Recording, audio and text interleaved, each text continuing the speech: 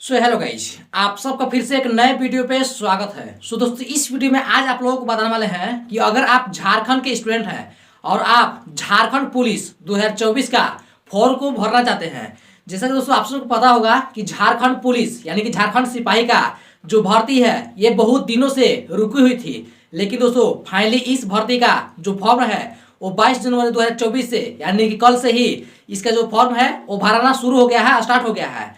तो इस वीडियो में आप लोगों को बताने वाले हैं कि उस फॉर्म को फिलअप करते टाइम आपको क्या क्या डॉक्यूमेंट की जरूरत होगी, यानी कि उसको फॉर्म को भरने के लिए आपको क्या क्या डॉक्यूमेंट लगने वाला है और इसके बाद आपका डॉक्यूमेंट वेरिफिकेशन में क्या क्या डॉक्यूमेंट लगेगा, सब कुछ आप लोगों को इस वीडियो में अच्छी तरीके से समझाने वाला हूँ और बताने वाला हूँ।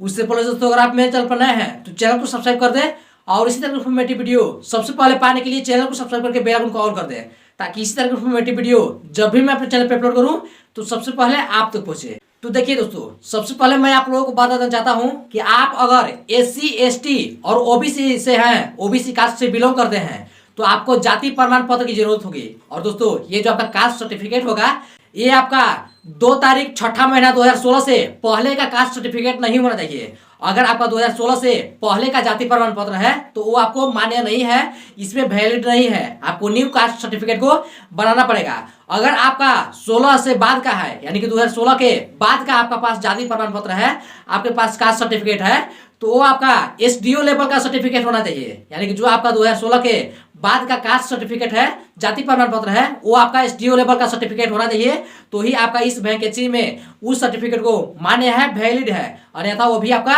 वैलिड नहीं है। और दोस्तों आपका जो अगर आप 2019 से यानी कि 16/2/2019 के बाद का सर्टिफिकेट है तो आपका किसी भी लेवल का हो, यानी कि वो आपका CO लेवल, आपका SDO लेवल, आपका DC लेवल, कहीं से भी आपका सर्टिफिकेट बना हुआ होगा जाति प्रमाण पत्र, तो वो आपका मान्य होगा।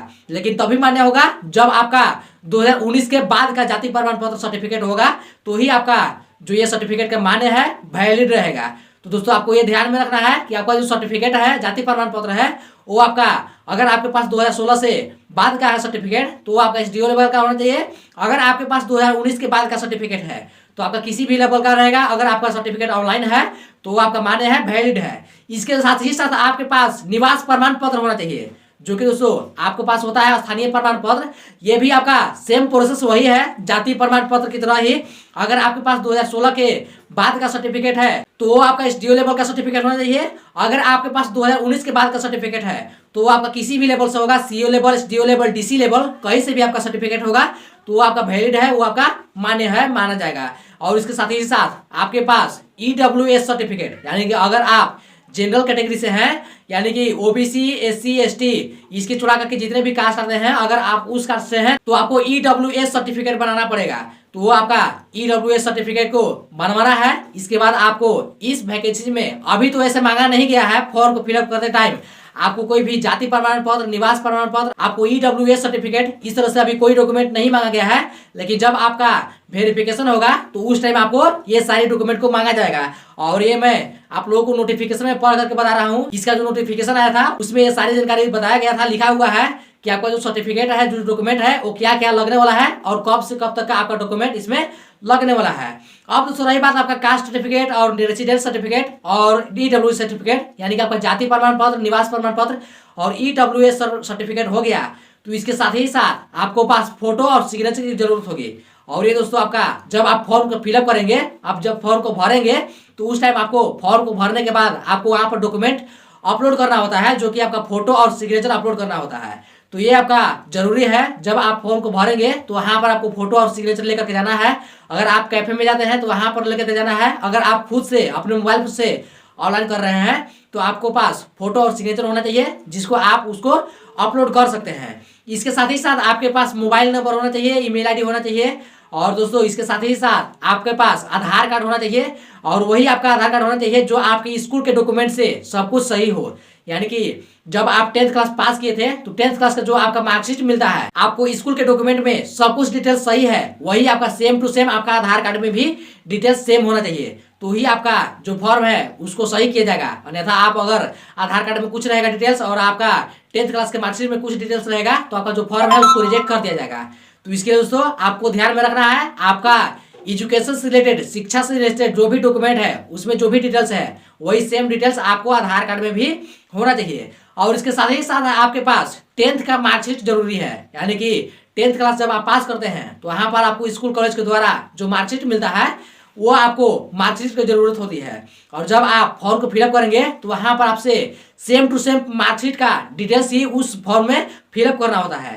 और आप कौन क्लास में कितना मार्क्स लाए हैं ये सब जानकारी वहाँ पर देना होता है, भरना होता है। तो इस तरीके से आप वहां पर 10th क्लास का जो मार्कशीट है उसको लेकर के रहेंगे। तो दोस्तों यही सब डॉक्यूमेंट झारखंड पुलिस यानी कि झारखंड सिपाही का फॉर्म फिलअप करने में लग रहा है। और ऐसे में अभी जो आप लोगों को डॉक्यूमेंट का नाम बताया है, जैसे आपका जाति प्रमाण पत्र, निवास प्रमाण पत्र, EWS सर्टिफिकेट और इसके साथ ही साथ आपका 10th क्लास का मार्कशीट, ये सब अभी कुछ भी डॉक्यूमेंट लगने वाला नहीं है।